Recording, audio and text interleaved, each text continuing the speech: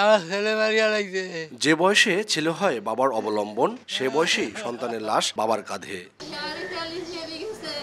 Bank কর্মকর্তার পরিবারের নিষ্ঠুর নির্যাতনে চোখের সামনেই প্রাণ গেছে আদরের সন্তানের। এমন বর্বরতায় নির্বাক ও অসহায় মা।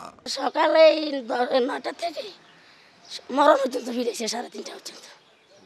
ছেলে মারা গেছে, আমার বান খুলি দেয়, আমি আমার ছেলে সামনে আমার দেয় না।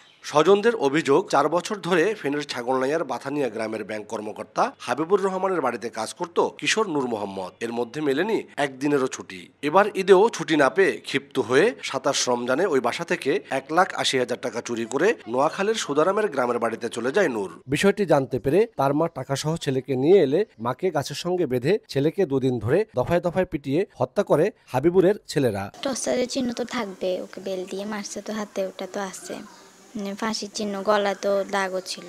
আমার ভাই হত্যা করছে, আমরা আমার ভাই হত্যার বিচার চাই, আমরা আমার ভাই চাই। 1, 2, 3 ঢাকায় জমি জিতে নিন 100% ক্যাশব্যাক সহ 20 কোটি টাকার পুরস্কার।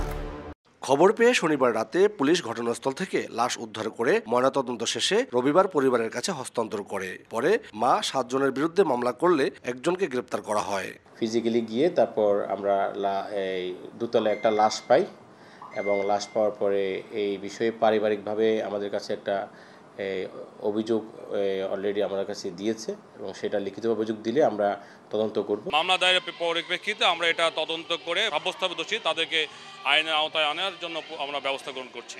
পুলিশ জানায় নিহতের শরীরে আঘাতের চিহ্ন রয়েছে। অভিযুক্তদের গ্রেপ্তারে চেষ্টা চলছে। আতিয়া সজল, সময় সংবাদ, ফেনী।